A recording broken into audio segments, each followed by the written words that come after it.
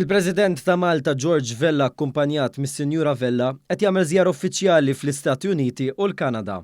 Fost l-ewwel impenji tagħhom kien hemm żjara lill-komunità Maltija fiċ-ċentru tal-Maltin f'Astoria. Dan iċ-ċentru li hu mmexxi minn volontira twaqqaf madwar 40 sena ilu bilan li l-Maltin ta' New York ikollhom post fejn jiltaqgħu jitħaddu bil-Malti u jżommu ħajjin it-tradizzjonijiet Maltin. Il-President Vella ħeġġeġ lil Maltin biex ikomplu jżommu ħajjin it-tradizzjonijiet li jaqdu lill-komunità, inkluż lil-Sin Malti.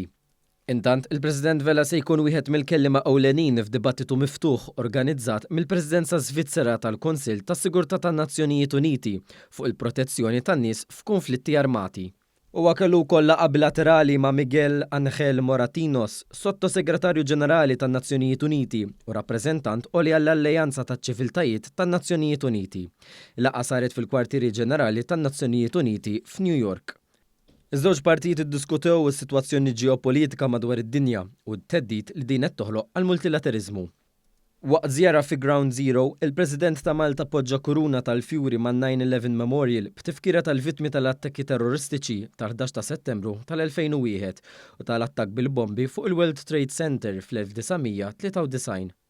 President Vella żar ukoll il-9/11 Memorial Museum, dedikat biex jikber l-għarfien tal-pubbliku dwar l-impatt tal-attakki terroristiċi tal-11 ta' Settembru fuq l-Istati Uniti u madwar id-dinja.